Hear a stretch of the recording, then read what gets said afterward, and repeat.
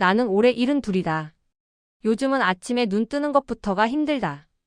잠을 잤는데도 잔 것 같지가 않고 몸은 늘 한 박자 늦게 따라온다.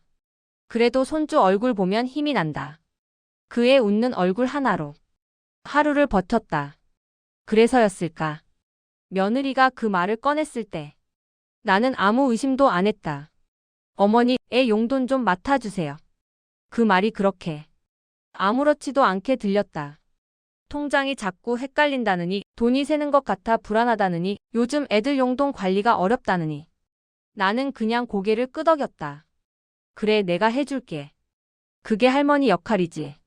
그날 밤, 손주가 봉투를 건네줬다. 작은 손으로 내 손에 쥐어주는데 괜히 울컥했다. 이건 내 용돈이에요, 할머니. 나는 웃으면서 말했다. 그래, 할머니가 잘 맡아줄게.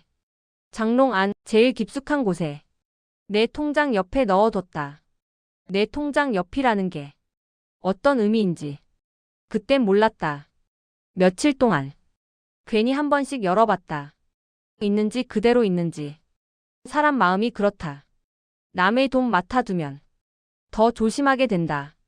나는 정말 손댈 생각이 없었다. 아니, 생각조차 안 했다. 그런데 그 일요일이 문제였다. 점심 먹는 자리였다. 밥이 좀 질었고 국은 짰다. 며느리가 젓가락을 내려놓고 나를 보더니 아주 담담하게 물었다. 어머니, 애 용돈 어디 있어요? 나는 아무 생각 없이 말했다. 장롱 안에 있지. 그때부터다. 그때부터 공기가 달라졌다. 며느리 눈빛이 순간 변했다. 아주 잠깐이었지만 나는 봤다. 왜 거기 있어요? 그 질문이 이상했다. 왜 거기 있냐니. 네가 맡아달랬잖아. 나는 그렇게 말하려다 입을 다물었다. 괜히 말 길어질까봐. 며느리는 자리에서 일어나 장롱으로 갔다. 나는 그 뒷모습을 보면서 이상하게 가슴이 두근거렸다. 봉투를 꺼내 돈을 세기 시작했다. 한 장, 두 장, 세 장. 세는 속도가 점점 빨라졌다. 그리고 그 말이 나왔다. 어머니, 이거 왜 줄었어요? 그 순간 내 귀를 의심했다. 뭐가 줄었냐고 물으려는데 며느리가 말을 이었다. 5만 원이 없어요. 그 말이 식탁 위로 떨어졌다. 아들은 고개를 들었고 손주는 숟가락을 멈췄다. 나는 아무 말도 못했다. 머릿속이 하얘졌다. 아니야. 없을 리가 없어. 그 말을 하려는데 며느리가 말했다. 어머니가 쓰신 거 아니면 설명이 안 되잖아요. 그 말투, 그 표정. 이미 결론이 난 얼굴이었다. 나는 손이 떨렸다. 입술도 떨렸다. 내가 내 돈에 손뗄 사람으로 보이니? 그 말을 하는데 목이 막혔다. 며느리는 피하지 않았다. 눈을 똑바로 보고 말했다. 그럼 누가 가져갔는데요? 그 질문이 내 인생을 무너뜨렸다. 아들은 아무 말도 안 했다. 그 침묵이 며느리 말에 힘을 실어줬다. 그날 나는 가족 앞에서 도둑이 됐다. 밥맛이 사라졌고 집이 갑자기 낯설어졌다. 방으로 들어와 문을 닫고 그 자리에 주저앉았다. 눈물이 났는데 소리내 울 수가 없었다. 벽 너머에서 며느리 목소리가 들렸다. 요즘 노인분들 기억력도 안 좋다잖아. 그 말이 칼처럼 박혔다. 그날 밤 나는 잠을 거의 못 잤다. 눈을 감으면 그 말이 들렸다. 왜 줄었어요? 설명이 안 되잖아요. 아침이 됐을 때 몸이 납덩이처럼 무거웠다. 그리고 저녁에 집에 들어가려는데 문이 안 열렸다. 비밀번호를 눌렀다. 늘 쓰던 번호였다. 다시 눌렀다. 또 안 됐다. 문 앞에 서서 한참을 서 있었다. 문이 열리고 며느리가 나왔다. 어머니, 비밀번호 바꿨어요. 그 말이 너무 자연스러워서 오히려 더 무서웠다. 왜 바꿨니? 내가 그렇게 묻자 며느리는 말했다. 괜히 오해 생기니까요. 서로 편하자고요.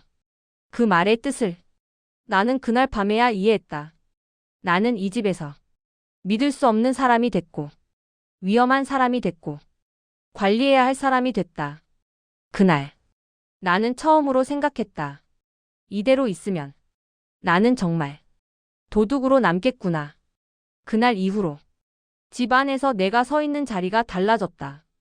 아침에 일어나도 아무도 나를 부르지 않았다. 밥이 다 되어도 이제는 어머니 밥 드세요라는 말이 없었다. 내가 부엌에 나가면 며느리는 말을 멈췄다. 내가 다시 방으로 들어가면 그제야 다시 말을 시작했다. 그 침묵이 나를 더 작게 만들었다. 나는 괜히 장롱 앞에 서 있었다. 그 봉투가 있던 자리. 이미 봉투는 며느리가 가져가 버렸다. 그날 밤 혼자 누워서 계속 계산을 해봤다. 5만 원. 그 돈이 어디로 갈 수 있는지 내가 써본 적도 없고 손주가 쓸 일도 없고 아들이 가져갈 이유도 없었다. 그럼 누가? 머릿속에서 며느리 얼굴이 떠올랐다. 아니야. 그럴 리 없어. 나는 몇 번이나 그 생각을 밀어냈다. 며느리는 나쁜 애가 아니다. 조금 예민할 뿐이다. 내가 너무 예민한 거다. 그렇게 나를 설득했다. 그런데 손주가 달라졌다. 평소엔 학교에서 오면 할머니부터 찾던 아이였다. 그날부터 눈을 잘 마주치지 않았다. 내 옆을 지나갈 때도 괜히 속도를 높였다. 어느 날은 내가 불렀는데 대답을 안 했다. 다시 불렀더니 작게 말했다. 엄마가 할머니한테서 돈 받지 말래요. 그 말이 내 심장을 내려쳤다. 내가 손주한테서 돈을 받는 사람처럼 보였다는 거다. 그날 밤 나는 화장실에서 손을 씻다가 거울을 오래 봤다. 내 얼굴이 낯설었다. 정말로 도둑처럼 보이나? 그 다음 날 며느리가 말했다. 어머니, 이제 애용도는 제가 직접 관리할게요. 그 말에는 부탁도 설명도 없었다. 나는 고개를 끄덕였다. 그게 내가 할 수 있는 유일한 반응이었다. 며느리는 현관 비밀번호를 다시 한번 바꿨다. 이번엔 아들에게만 알려줬다. 나는 문 앞에서 초인종을 눌러야 했다. 초인종 소리가 이상하게 크게 들렸다. 그 소리가 내 자존심을 누르는 것 같았다. 집 안에서 내 물건들이 조금씩 사라지기 시작했다. 리모컨이 다른 자리에 있었고 내 컵이 찢겨져 있지 않았다. 말은 안 했지만 경계하고 있다는 게 느껴졌다. 나는 밥을 먹다가도 젓가락을 내려놓고 그냥 방으로 들어갔다. 맛이 없어서가 아니라 눈치가 보여서였다. 며느리는 사람들 앞에서 아무 말도 하지 않았다. 대신 나 없는 자리에서 말을 흘렸다. 어머니가 요즘 좀 이상하시대. 그 말이 며느리 친구 입을 통해 내 귀에 들어왔다. 그날 나는 잠을 자다가 벌떡 일어났다. 내가 정말 이상해진 건 아닐까? 나도 모르게 돈을 썼고 기억을 못하는 건 아닐까? 그 생각이 가장 무서웠다. 그래서 내 통장을 다시 봤다. 하나하나 날짜를 확인했다. 내 돈은 정확했다. 한 푼도 틀리지 않았다. 그 순간 확신이 들었다. 나는 잘못하지 않았다. 그럼 이제 누가 잘못했는지 밝혀야 했다. 하지만 어떻게? 며느리에게 따지면 상황은 더 나빠질 거고 아들에게 말하면 또 침묵할 게 뻔했다. 그날 밤 나는 혼자 그날을 다시 떠올렸다. 며느리가 봉투를 꺼내던 손, 돈을 세던 속도, 말을 꺼내는 타이밍. 너무 준비된 느낌이었다. 마치 기다리고 있었다는 것처럼. 그 생각이 내 마음을 더 불안하게 만들었다. 그리고 나는 깨달았다. 이건 오해가 아니라, 의심이 아니라 의도라는 걸. 며느리 말이 조금씩 달라지기 시작한 건 그 다음 주였다. 처음엔 5만 원이 없다고 했다. 분명히 그랬다. 그런데 며칠 뒤 아들하고 통화하는 걸 우연히 들었다. 처음엔 그냥 지나치려 했다. 도청하는 것 같아서 귀를 막으려고도 했다. 그런데 그 말이 들렸다. 아니야, 5만 원이 아니라 3만 원이야. 그 순간 발이 멈췄다. 나는 숨을 죽이고 가만히 서 있었다. 3만 원? 분명히 5만 원이라고 했었다. 숫자가 바뀌는 건 기억이 아니라 의도다. 그날 밤 나는 혼자 앉아 그 장면을 계속 떠올렸다. 며느리가 봉투를 열던 순간 돈을 세던 손, 잠깐 멈췄다가 다시 세던 그 타이밍. 그때 이미 정해져 있었던 게 아닐까. 그 다음 날 손주가 나를 불렀다. 할머니. 그 목소리가 유난히 작았다. 왜 그러니? 손주는 주머니에서 구겨진 종이 하나를 꺼냈다. 용돈 기록장이었다. 며느리가 매일 적게 했던 용돈 사용 내역. 거기엔 내가 몰랐던 날짜가 있었다. 엄마가 잠깐 가져감. 그 글씨가 며느리 글씨였다. 그 순간 내 손이 떨렸다. 손주가 말했다. 그날 엄마가 봉투 열었어. 그 말이 내 가슴을 세게 쳤다. 나는 조심스럽게 물었다. 언제? 할머니가 방에 계실 때. 그 말이 모든 걸 설명했다. 그날 식탁에서 며느리가 꺼낸 말. 그 준비된 표정. 아무도 의심하지 못하게 만든 그 타이밍. 나는 그제야 모든 게 맞춰졌다. 며느리는 내가 반박하지 못할 걸 알고 있었다. 내가 소리 지르지 않는 사람이라는 걸. 내가 가족 앞에서 체면을 지키는 사람이라는 걸. 그래서 나를 골랐다. 그날 밤 나는 잠을 못 잤다. 억울해서가 아니라 분해서. 내 인생에서 처음 느껴보는 분노였다.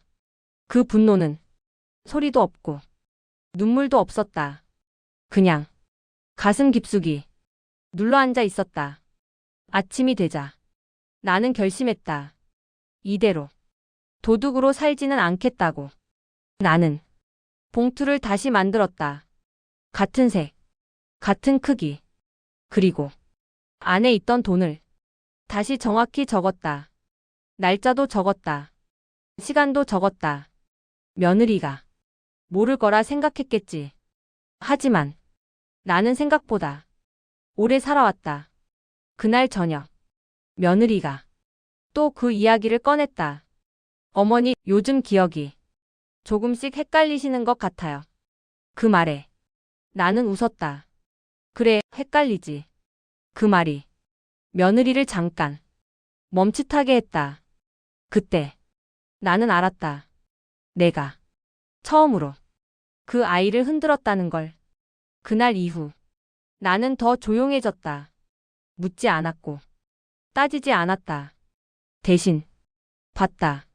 며느리가 장롱 앞에 서는 시간, 봉투를 꺼내는 손놀림, 돈을 세는 속도. 그리고 어느 날 확신했다. 그 돈은 내가 가져간 게 아니라 며느리가 가져갔다. 확신이 들자 이상하게도 마음이 차분해졌다. 분노는 결심으로 바뀌었다. 이제 도망치지 않겠다고. 이제 가만히 당하지 않겠다고. 그날 밤 나는 혼잣말처럼 말했다. 그래, 이제부터는 할머니가 아니라 사람으로 살자. 그날은 가족들이 다 모이는 날이었다. 아들 생일이라고. 며느리가 밥을 차렸다. 상 위에는 반찬이 많았고 말도 많았다. 나는 그 자리에 조용히 앉아 있었다. 아무 말도 하지 않았다. 그게 더 무서운 걸. 사람들은 모른다. 밥을 거의 다 먹었을 때 나는 젓가락을 내려놓았다. 잠깐만. 할 말이 있다. 그 말에 식탁이 멈췄다. 아들은 나를 봤고 며느리는 잠깐 눈을 깜빡였다. 나는 봉투를 꺼냈다. 이거 기억하니? 며느리는 순간적으로 고개를 끄덕였다. 손주 용돈 봉투.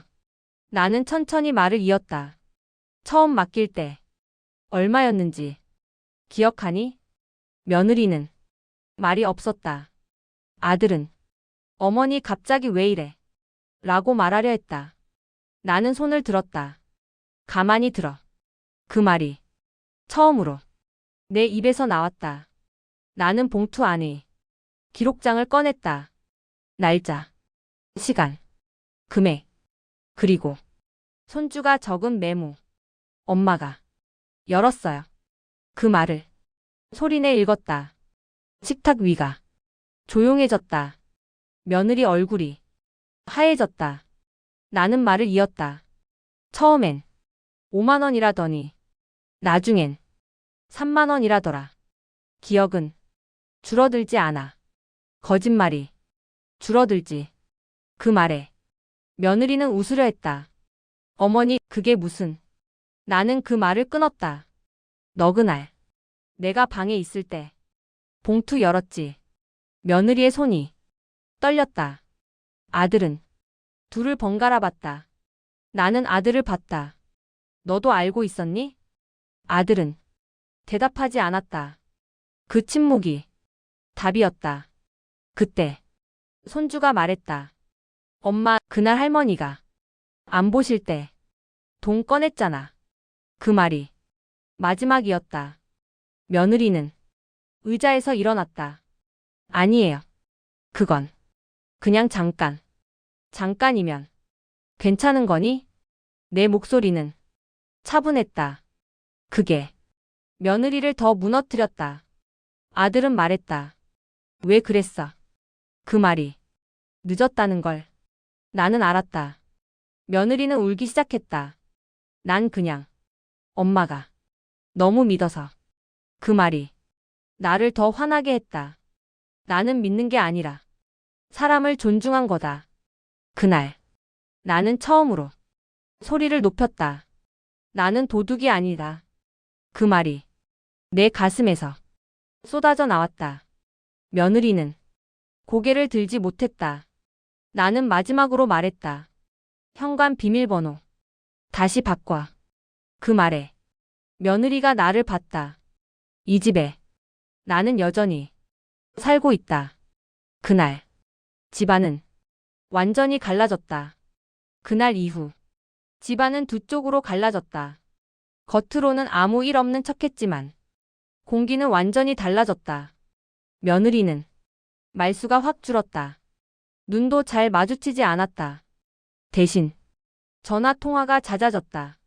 방 문을 닫고 작은 목소리로 누군가에게 설명하고 누군가를 설득하는 소리. 어머니가 요즘 좀 예민하시다느니, 괜히 일을 키우신다느니, 나도 당황스럽다느니. 그 말들이 벽 너머로 흘러들어왔다. 나는 아무 말도 하지 않았다. 설명도, 해명도, 요구도 하지 않았다. 그 대신 아들을 불렀다. 잠깐 이야기하자. 아들은 피곤한 얼굴로 내 앞에 앉았다. 나는 물었다. 너는 그날을 어떻게 기억하니? 아들은 한참을 말이 없었다. 그리고 말했다. 엄마, 솔직히 말하면 확신은 없었어. 그 말이 나를 웃게 만들었다. 확신이 없으면 의심하면 안 되는 거다. 그 말에 아들은 고개를 숙였다. 나는 천천히 말했다. 나는 내 인생에서 내 돈에 손 뗀 적이 없다. 그 말이 아들에게 어디까지 닿았는지는 모르겠다. 며느리는 마지막으로 한 번 더 반격을 시도했다. 친척들 앞에서 이야기를 꺼냈다. 어머님이 요즘 기억력이 조금. 그 말을 끝내기도 전에 손주가 말했다. 우리 할머니. 기억력 좋아요. 그 한마디가 모든 걸 멈췄다. 며느리는 말을 잇지 못했다. 그날 밤 며느리는 짐을 싸기 시작했다.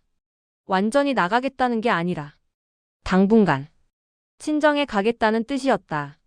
아들은 말리지 않았다. 그 침묵이 선택이었다. 며느리는 문 앞에서 마지막으로 말했다. 어머니, 이렇게까지 할 줄은 몰랐어요. 나는 대답했다. 나도 이렇게까지 될 줄은 몰랐다. 그 말로 우리는 끝났다. 며느리가 나간 뒤 집은 조용해졌다. 이상하게도 편안했다. 나는 내 방에 앉아 문득 생각했다. 내가 이겼나? 아니, 나는 잃을 걸 다 잃고 제자리를 찾았을 뿐이다. 며칠 뒤 며느리에게서 문자가 왔다. 아이들 데리러 가도 될까요? 나는 한참을 고민하다가 짧게 답했다. 와. 그날 현관 비밀번호는 다시 바뀌었다. 이번엔 모두가 아는 번호로. 며느리가 나간 뒤 집은 이상할 만큼 조용해졌다. 그 조용함이 처음엔 낯설었지만 며칠 지나니 숨쉬기 편해졌다. 아침에 일어나 부엌에 나가도 눈치를 보지 않아도 됐다. 컵을 꺼내도 누가 훔쳐보지 않았고 내 물건이 제자리에 있었다. 나는 그제야 깨달았다. 그동안 내가 얼마나 긴장하며 살았는지를. 아들은 여전히 말이 없었다. 예전처럼 웃지도 않았다. 어느 날 아들이 조용히 말했다. 엄마, 미안해. 그 한마디가 늦었다는 것도 알고 있었고 그래도 필요했다는 것도 알고 있었다. 나는 고개를 끄덕였다. 그래, 알겠다. 그 말로 그 일은 끝냈다. 며느리는 아이들 데리러 올 때만 잠깐 왔다. 말은 없었고 눈도 마주치지 않았다. 아이들은 나를 안았다. 할머니, 다녀올게요. 그 말이 이제는 예전처럼 따뜻하게 들렸다. 아이들이 나가고 문이 닫히면 나는 잠시 그 자리에 서 있었다. 그리고 혼자 생각했다. 사람들이 말한다. 가족이니까 참아야 한다고. 가족이니까 눈 감아야 한다고. 하지만 가족이니까 더 조심해야 하는 거다. 나는 도둑이 아니었다. 그 사실 하나를 지키기 위해 이렇게까지 와야 했다는 게 서글펐다. 그날 이후 나는 더 이상 내 자리를 양보하지 않았다. 비밀번호도 내가 정했고 내 돈은 내가 관리했다. 아들에게도 분명히 말했다. 다시는 내 이름으로 아무것도 하지 마라. 아들은 고개를 끄덕였다. 그제야 나는 조금 안심했다. 밤에 누워 천장을 바라보며 생각했다. 내가 너무 늦게 말한 건 아닐까? 아니, 늦어도 말한 게 어디냐. 말하지 않았다면 나는 지금도 도둑으로 살고 있었을 것이다. 사람은 나이를 먹는다고 작아져야 하는 게 아니다. 나이를 먹을수록 자기 자리를 지켜야 한다. 그게 나를 지키는 일이고 다음 세대를 가르치는 일이기도 하다. 나는 이제 조용히 살고 싶다. 누군가의 의심 없이, 누군가의 관리 대상이 아니라 그냥 사람으로. 오늘도 장롱을 열어본다. 그 자리에 아무 봉투도 없다. 그게 지금의 평화다. 나는 불을 끄고 눈을 감는다. 그리고 속으로 조용히 말한다. 이제 나는 나로 충분하다.